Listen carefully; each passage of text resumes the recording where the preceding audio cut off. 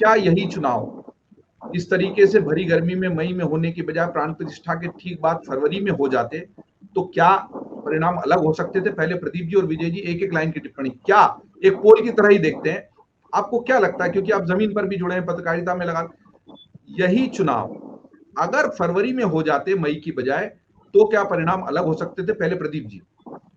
जी, निश्चित अलग हो सकते थे, क्योंकि अयोध्या वासियों को भी उस दौर में बहुत अच्छा लग रहा था। उनको इस बात का वो तमाम सारी नाराज़गी है, लेकिन फिर भी उनको ये था कि हमारी अयोध्या बदल तो गई है, देश दुनिया में हमारी अयोध्या का नाम हो रहा है, निश्चित तौर पर परिणामी असर पड़ता है। परिणाम अलग हो सकते थे अगर फरवरी में चुनाव हो जाते, तो ये एक बड़ा मैसेज है जिन लोगों ने चुनाव की प्लानिंग की उनके लिए। विजय जी, यही सवाल आपके पास, आखिरी सवाल इस लाइव का। जी बिल्कुल, मैं इत्तेफाक रखता हूँ इस बात से, और खुद बीजेपी के नेताओं से चर्चा में ये बात आई है कि चुनाव उस वक्त करा लेने चाहिए थे, और उस समय ये संभावना भी, ये चर्चा भी थी कि अब लगता है 6 महीने पहले या 3 महीने पहले अब चुनाव की घोषणा होने वाली है। शायद उसी के लिए ये प्राण प्रतिष्ठा का कार्यक्रम रखा गया है। ये अनुमान उस समय लगाया गया था कि शायद पहले समय से पहले चुनाव होंगे, इसी माहौल में होंगे, क्योंकि 3 महीने बाद ये माहौल, ये हवा, ये भाव, ये जज्बा ये नहीं रहेगा।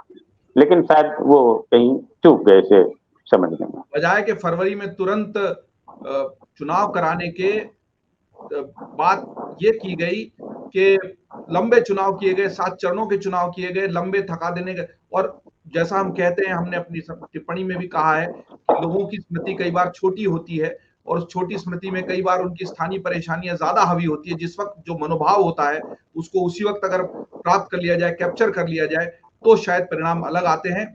मैं विजय जी का और प्रदीप जी का धन्यवाद करूंगा इस लाइव में जुड़ने के लिए। दोनों अखबार निकालने में भी उसी शिद्दत से जुटे रहते हैं जितनी शिद्दत से डिजिटल के लिए हमारे साथ जुड़ रहे हैं।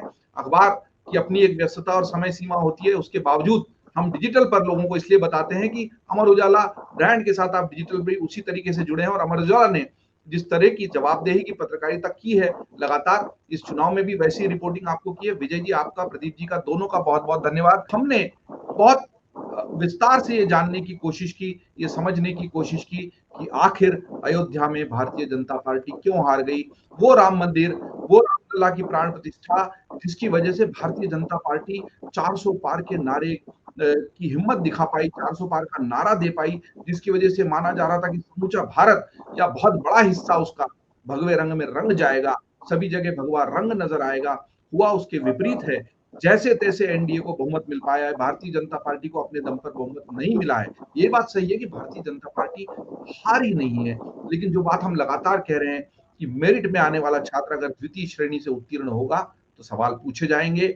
सवाल सबसे बड़ा ये था कि अयोध्या में भारतीय जनता पार्टी क्यों हारी।